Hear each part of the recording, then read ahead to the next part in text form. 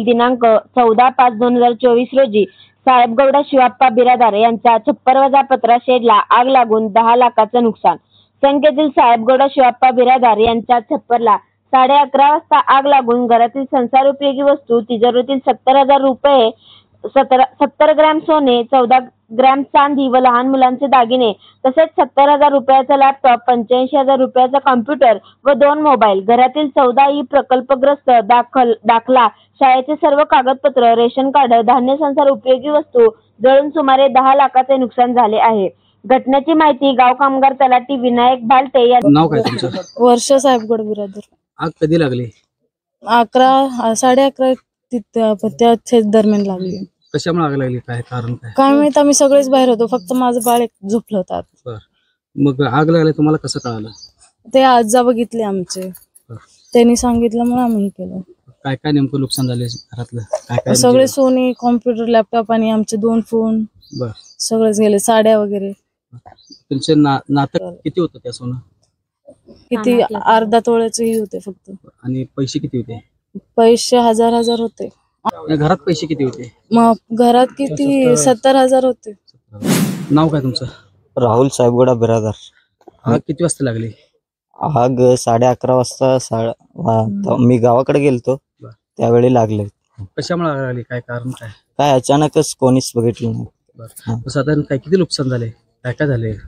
10 लाखाच्या वरती नुकसान झालेलं आहे.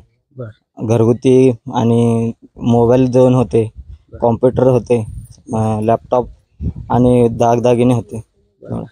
घरात एकूण माणसं किती राहिले? इथं आता सध्या 4 होतं. त्यांनी पण बाहेर शेतकामासाठी बाहेर गेलते, घरात कोणीच नव्हतं.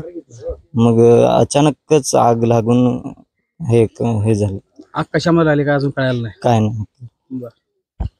मी मनोहर पाटील. आज 14/5/2024 रोजी सुमारे 11:30 वाजता आपलं अंबाजी वस्ती येथे साहेबगौडा शिवाप्पा बिरादार यांच्या वस्तीला अचानकच आग लागले.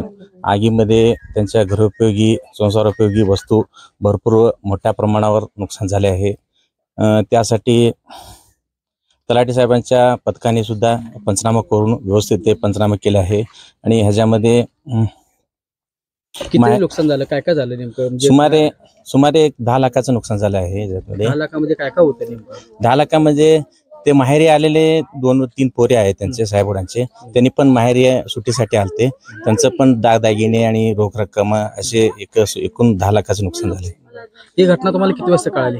मला 1:12 पर्यंत समजले, गावात होता ना. ज्या वेळेला काय घटना कळायला लागला काय म्हणजे प्रामुख्याने तुम्ही काय हे केलं पुढं? नाही, आम्ही दुकानात बसले असताना फोन आला मला, असं साहेबगौडा बिरादारांच्या वस्तीला आग लागले मला. ताबडतोब आम्ही इथं गावातल्या 10-5 माणसांनी गाडी घेऊन इकडे आलो. आल्या इथं सगळं वस्ती भागातील माणसांनी सगळं आग विझवण्याचा प्रयत्न केला आणि आग आटोक्यात आलते. म्हणजे वारा नसल्यामुळे आग काय तसं भीषण अवतार घेतलं नाही आणि आजूबाजूची काय छप्पर वगैरे काय जळलं नाही, व्यवस्थित झाले. फक्त काय झाले, ज्या छपराला आग लागलं तर त्याचं भरपूर मोठ्या प्रमाणात नुकसान झालंय. कोणाला दुखापत वगैरे काय झाली? नाही, जीवितहानी वगैरे काय झालं नाही. फक्त दागदागिने आणि रोख रक्कम आणि मध्यम प्रकल्पाचे ते काय कागद काढले होते ना, ते पूर्ण जळून खाक झाले. मग त्यामध्ये शेताचे कागदपत्र वगैरे काय, खरेदी पत्र वगैरे काय होते का? होय, त्यांचे सगळं कुटुंबच त्यांचं हेच होतं ना. पूर्ण 100% जळून खाक झालं. काय झालं नेमकं? आता ही घटना घडली, याबद्दल काय सांगाल तुम्ही? आज ही घटना घडली 11:30 वाजता. अगदी दुःखद घटना घडली. त्यांचं दररोज वापरण्यात सगळं त्यांचं घरगुती सामान पूर्ण जळून खाक झालं. या जीवितहानी काय झालं नाही, पण त्या घरगुती वस्तू पूर्ण जळून खाक झाले. कमी कमी त्यांचं 10 लाखापर्यंत नुकसान झालं. एक दिवशी शासनाने काही करून त्यांना भरपाई मिळावी. आज तुम्ही ग्रामपंचायत सदस्य आहेत, ग्रामपंचायत सदस्य म्हणून ह्याकडे अशा ज्या घटना घडतात ह्याकडे तुम्ही काय म्हणजे कुठल्या तऱ्हेने पाहताय आणि ह्यांना काय मदत कर? शासकीय दृष्टीने काय तलाठी पंचनामे केले, त्यांनी काय म्हणते त्याच्यावरून ठरवावे.